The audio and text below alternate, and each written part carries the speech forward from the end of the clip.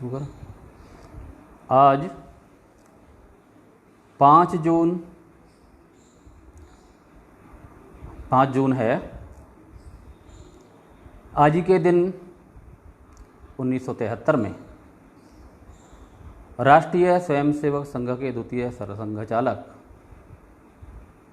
माधवराव सदाशिवराव गोलवलकर जी का देहावसान हुआ था, शरीर पूरा हुआ था।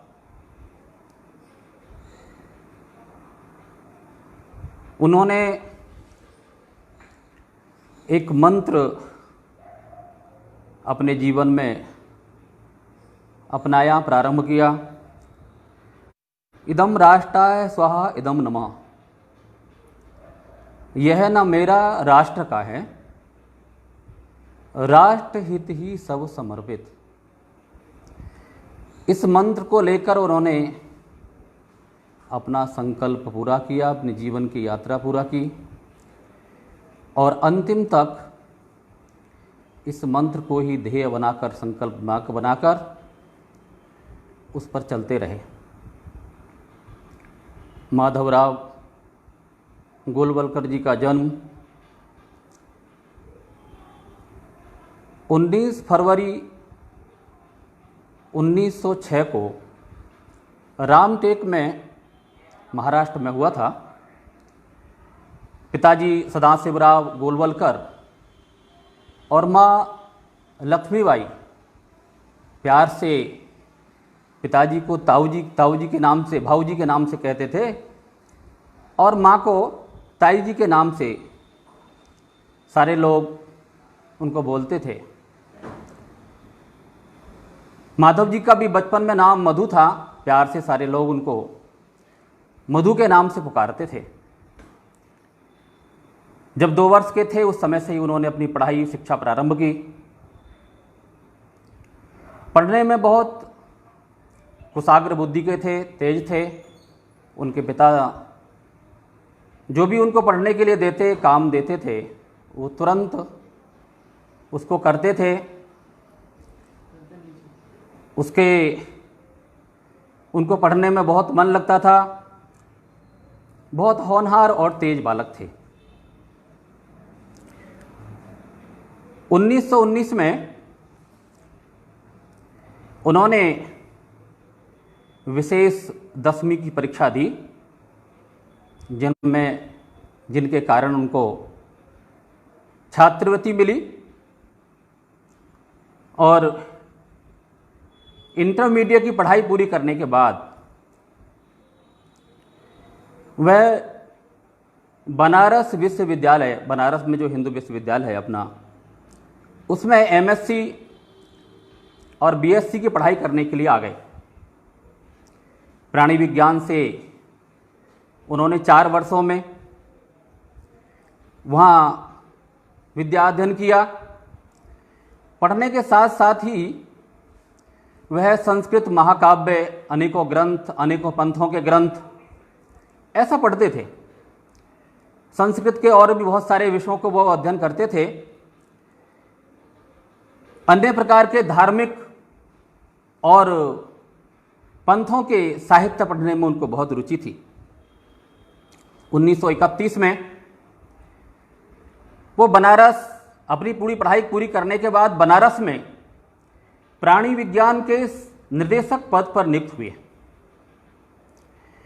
वो पढ़ाने के लिए तो प्राणी विज्ञान के लिए आए थे, लेकिन संस्कृत, गणित, अंग्रेजी, राजनीति शास्त्र, इसको भी वो ऐसे ही पढ़ाते थे जैसे इसमें उन्होंने बहुत अच्छा अध्ययन किया है। उनके साथ जो रहने वाले छात्र थे, पढ़ने वाले छात्र थे, वो उनसे खूब मन लगाकर पढ़ते थे और उनको प्यार से वो गुरुजी गुरुजी कहते थे। और एक बार उस समय उनका नाम गुरुजी के नाम से जो पुकारना शुरू हुआ, जीवन के अंतिम समय तक वो गुरुजी कहलाए। सब तरफ गुरुजी के नाम से चर्चित हुए। 1934 में डॉक्टर हेडगेवार जी के द्वारा, जो भैया जी दांडी जी को बनारस हिंदू विश्वविद्यालय में काम के लिए, संघ काम के लिए भेजा गया था, वहाँ वो उनके संपर्क में आए, संघ के साथ जुड़े, संघ की शाखा के कार्यवाह बने और नागपुर में आकर भी डॉक्टर हेडगेवार जी से उन्होंने भेंट की। 1936 में चूंकि प्रारंभ से ही आध्यात्मिक जीवन में बहुत लगाव, मन उनका हमेशा तपस्या, साधना, इन सब में ज़्यादा लीन रहता था, तल्लीन रहता था और बहुत खींचतान में थे कि मैं सीधा सीधा राष्ट्र का काम करूं, राष्ट्र की आवश्यकता है, या मैं अपना ये संन्यास्त जीवन प्रारंभ करूं। इसी वहां में वो रामकृष्ण परमहंस के शिष्य गुरु अखंडानंद के पास चले गए 1936 में और जनवरी में यानी मकर संक्रांति 13 जनवरी को उन्होंने सन्यासी की दीक्षा ली, अपने गुरु से उनकी सेवा की और 37 में उन्होंने दीक्षा ली मकर संक्रांति के दिन और 37 में ही कुछ दिनों के बाद जब गुरु अखंडानंद का शरीर शांत हो गया, परलोक सिधार गए, वहाँ से वो नागपुर लौट आए और पूजनीय डॉक्टर साहब के संपर्क में आकर 1933 से ही संघ के काम में लग गए। 1939 में वो संघ के सरकार्यवाह बने और 21 जून 1940 को अपने परम पूजनीय डॉक्टर हेडगेवार आद्य सरसंघ चालक, उनका शरीर शांत हो गया, स्वर्गवास हो गया, तो जाने के पहले डॉक्टर हेडगेवार जी ने उनको सरसंघ चालक नियुक्त किया और वो 21 जून 1940 को ही राष्ट्रीय स्वयंसेवक संघ के द्वितीय सरसंघ चालक बने। सरसंघ चालक बनने के समय भी अनेकों कार्यकर्ताओं के मन में, अनेक लोगों के मन में ये भ्रांति भी थी, ये अविश्वास भी था कि कैसे ये संगठन का काम संभालेंगे। संगठन के बहुत अनुभव ही नहीं है, पुराने लोग इनसे हैं, इनसे अधिक हैं, लेकिन उन सबको विश्वास में लेकर संघ के काम को गति दी, संघ के काम को आगे लेके चले और यहाँ से उनका आध्यात्मिक पुरुष थे। आध्यात्मिकता के साथ साथ राष्ट्रीय जीवन के संघर्ष का कार्यकाल प्रारंभ होता है। वो जीवन भर सन्यासी रहे, आध्यात्मिक पुरुष रहे, समाज के अंदर भी उनकी बहुत अधिक स्वीकार्यता थी। लेकिन भारत छोड़ो आंदोलन जो 1942 में प्रारंभ किया कांग्रेस के लोगों ने, कांग्रेस के नेताओं ने, बिना कुछ योजना के, बिना कुछ प्लानिंग के, और ऐसा उसका असर हुआ कि सारे वरिष्ठ श्रेष्ठ कांग्रेस के जितने भी नेता थे वो चंद दिन के अंदर जेल के अंदर चले गए। इस आंदोलन का नेतृत्व करने वाला कोई नहीं रहा। जनता त्राही त्राही करने लगी। अंग्रेज विदेशी जो आक्रांता थे, अंग्रेज थे, वो जनता को प्रताड़ित करने लगे। ऐसे समय में संघ को नेतृत्व करना चाहिए, संघ को आगे आना चाहिए भारत छोड़ो आंदोलन का नेतृत्व करने के लिए। लेकिन पूजनीय गुरुजी ने साफ कहा, डॉक्टर हेडगेवार ने कहा है कि संघ को आगे नहीं करना। उन्होंने संकल्प लिया है संघ कुछ नहीं करेगा, संघ का स्वयंसेवक कुछ नहीं छोड़ेगा। इसलिए व्यक्तिगत आधार पर स्थान स्थान पर संघ के कार्यकर्ताओं ने इस आंदोलन को संभाला, आगे बढ़ाया।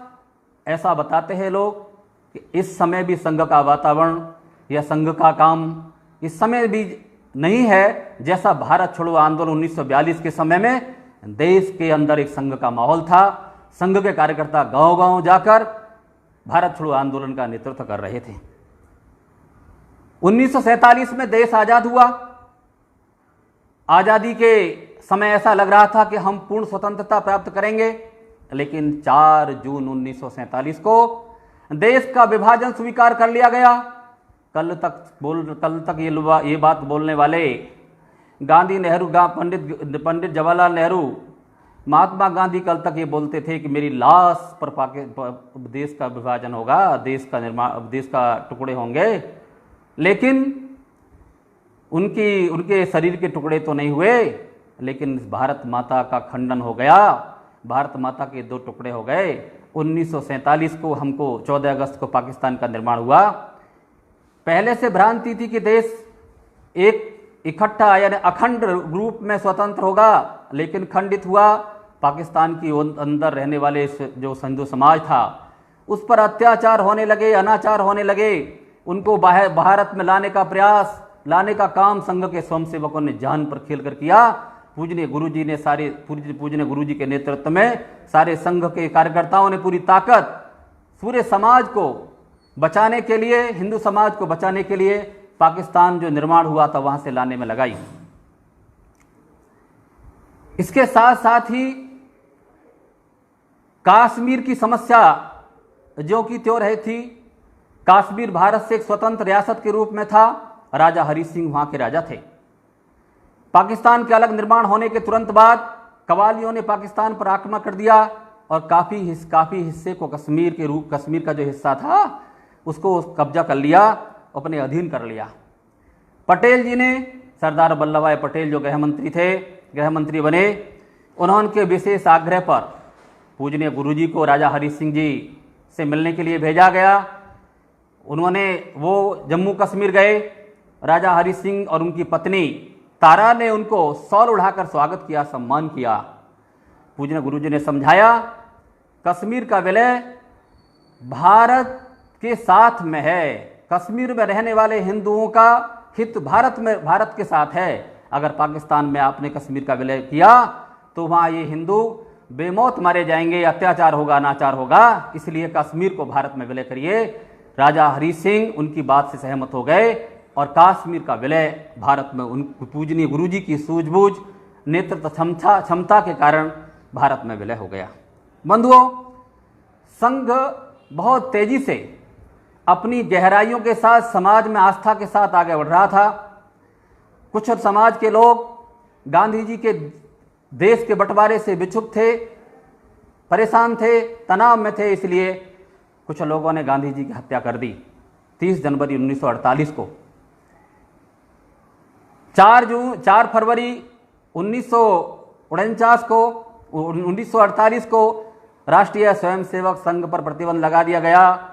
वर्तमान के जो प्रधानमंत्री थे पंडित जवाहरलाल नेहरू, उन्होंने संकल्प लिया, क्योंकि उन्होंने कहा था देश की आज़ादी के बाद, गोलवलकर जी अब देश आज़ाद हो गया है, संघ की कोई आवश्यकता नहीं, आप चैन की नींद सोइए, आराम से सोइए, हम देश को संभाल लेंगे, हम देश को चला लेंगे।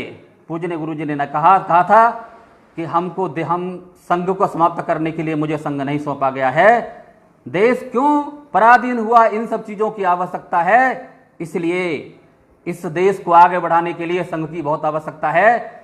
नेहरू जी इस बात से बहुत विचुप थे, उनको लगता था मेरी सत्ता का विकल्प संघ है, अगर मुझे कोई टक्कर देगा, मुझे कोई सत्ता से उतारेगा तो केवल संघ उतारेगा। इसलिए गांधी जी की हत्या का उन्होंने एक बहाना बनाकर और ये संकल्प लिया। 4 फरवरी 1948 को प्रतिबंध लगाने के समय उन्होंने घोषणा की, भारत की 1 इंच जमीन पर ये संघ के द्वारा जो भगवा ध्वज लहराता है, 1 इंच जमीन पर नहीं लहराने दूंगा। बंधुओं, संघ के स्वयंसेवकों पर अत्याचार होने लगे, जमीन में जिंदा गाड़ दिया गया, नौकरी से निकाल दिया गया, माँ बहनों के साथ गलत चीज होने लगी। ऐसे जैसे जो राष्ट्रद्रोहियों के साथ नहीं होता है, जो आतंकवादियों के साथ नहीं होता है, वो देशभक्त संघ के स्वयंसेवकों के साथ नंगा नाच होने लगा। देश की सरकार संघ के विरोध में खड़ी हो गई और देश का जनमानस संघ के विरोध में खड़ा करने का प्रयास किया। इतना ही नहीं, संघ को निष्कलंक हमको आगे लेकर आना है, इसलिए पटेल जी से कई बार बातचीत की और 21 जनवरी 1949 को 4-5 हजार स्वयंसेवकों को लेकर सत्याग्रह प्रारंभ हुआ। 77,000 जब 4-5 हजार स्वयंसेवकों ने सत्याग्रह प्रारंभ किया तो विरोधी लोग मजाक उड़ा रहे थे, हंस रहे थे, क्या सत्याग्रह करेंगे, क्या सत्याग्रह जानते हैं। लेकिन 77,000 स्वयंसेवकों ने जो सत्याग्रह किया तो पटेल जी और नेहरू जी सोचने को मजबूर हो गए और 12 जुलाई 1949 को ये राष्ट्रीय स्वयंसेवक संघ पर लगा हुआ प्रतिबंध हटा लिया। प्रतिबंध हटने के बाद पूजनीय गुरुजी की एक बहुत बड़ी रैली हुई। संघ के स्वयंसेवकों ने कहा, जिन लोगों ने हम पर अत्याचार अनाचार किया है, अब हम उनको देखेंगे, उनको समझाएंगे, उनसे बदला लेंगे। पूजनीय गुरुजी ने कहा था कि कभी कभी हमारे दांत से हमारी जीभ यदि दब जाती है, कट जाती है, तो हम दांत को उखाड़ के नहीं फेंक देते हैं। इसलिए ये जो समाज ये लोग हमारे समाज के बंधु हैं, जिन लोगों ने हम पर अत्याचार किया है, अनाचार किया है, पीड़ित किया है, ये सब हमारे समाज के लोग हैं। इसलिए ये हमारे दांत के समान, ये हमारी जीभ के समान है, क्षमा करो और आगे बढ़ो। ऐसा ये संकट का कार्यकाल आया। बंधुओं, केवल ऐसा ही नहीं हुआ कि संघर्ष के क्षेत्र में फिर पूजनीय गुरुजी को लगा कि सभी दिशाओं में जाएं, दल बादल से छा जाएं, उमड़ घुमड़ कर इस बगिया को नंदन बनसा सरसाएं। इसलिए अन्य संगठनों, संघ के स्वयंसेवकों को अन्य संगठनों में भेजने का काम किया। सबसे पहले पंडित दीनदयाल उपाध्याय उत्तर प्रदेश के सह प्रांत प्रचारक थे। 1947 में उनको सह प्रांत प्रचारक से मुक्त करके और भारत प्रकाशन ये प्रारंभ करने के लिए लखनऊ में भेजा गया। राष्ट्र धर्म का भवन तैयार किया गया।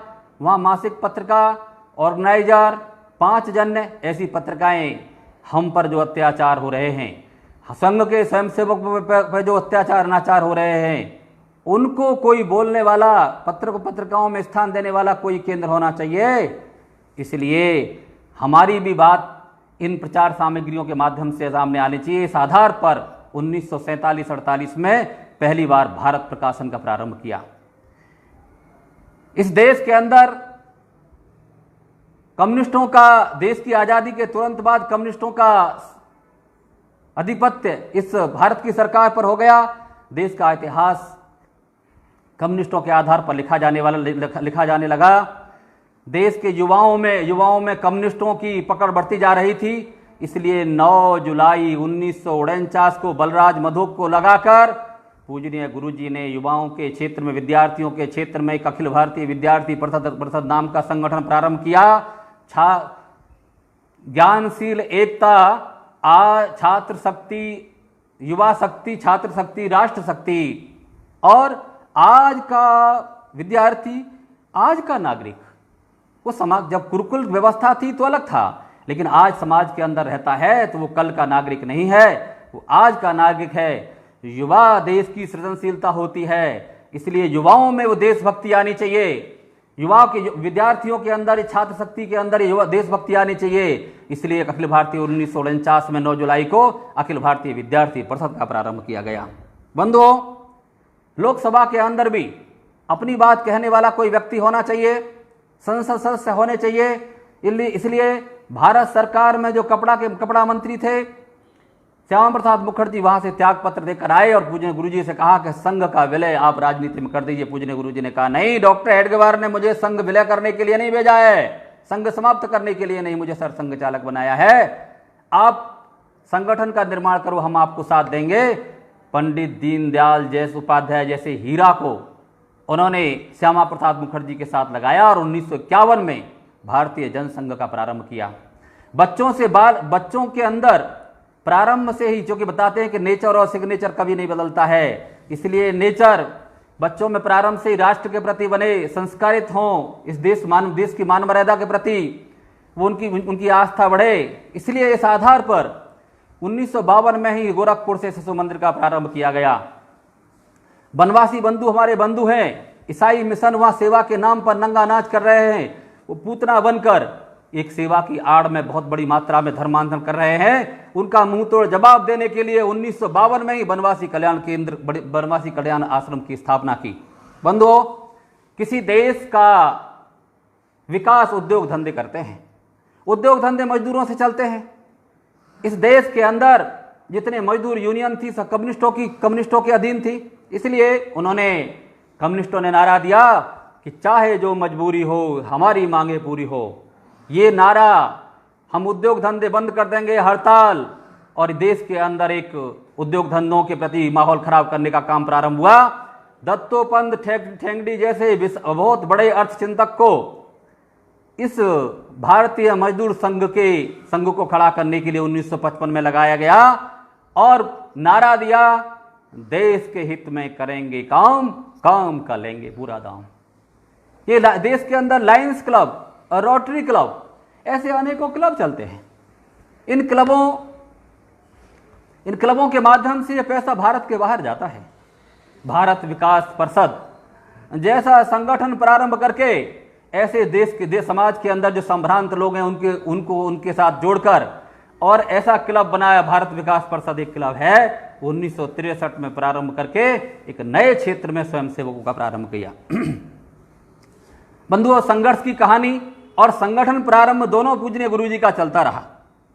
62 में चाइना ने युद्ध कर दिया, युद्ध थोप दिया हम पर, हम जानते ही हैं।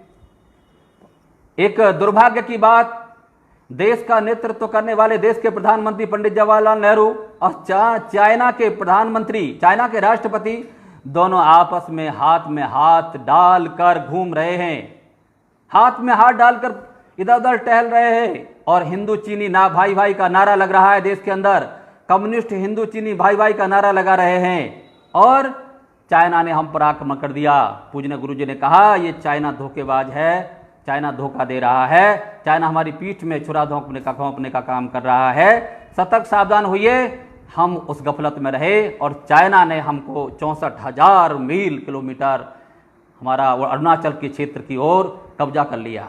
हम देखते रह गए। इसलिए 1962 में पूजनीय गुरुजी ने बहुत समझाया था और समझाने के साथ साथ ही जनता में एक आक्रोश था, जनता में एक अविश्वास था। संघ के स्वयंसेवकों ने 62 के युद्ध के समय में जनता में विश्वास जगाने का काम किया, ट्रैफिक पुलिस संभालने का काम किया, जगह जगह पर सेना को राहत सामग्री पहुंचाने का काम किया और इस राष्ट्रीय भूमिका में, इस युद्ध की भूमिका में संघ का इतना सहयोग देखकर जिस नेहरू जी ने कहा था भारत के 1 इंच जमीन पर भगवा ध्वज नहीं फहरने दूंगा, उन्होंने 63 के गणतंत्र दिवस पर संघ को सेना के साथ कंधे से कंधा मिलाकर परेड में शामिल होने के लिए निमंत्रण दिया। उनके विरोधियों ने, कांग्रेस के लोगों ने, अनेकों लोगों ने उनको कहा भी कि आप क्या करने जा रहे हैं, आपने जो संघ का विरोध किया है हमेशा से और आप उसको बुला रहे हैं। बोले, मेरी जगह तुम भी अगर होते तो यही करते। संघ पर संदेह नहीं किया जा सकता है, संघ राष्ट्रभक्त है। बंधुओं, 64 में विश्व हिंदू परिषद की स्थापना हुई। हम जानते हैं देश के अंदर 5,38,843 गांव हैं। देश के अंदर 9 लाख साधु हैं। देश संतों का है। हिंदू संस्कृति संतों के नेतृत्व में चलती है।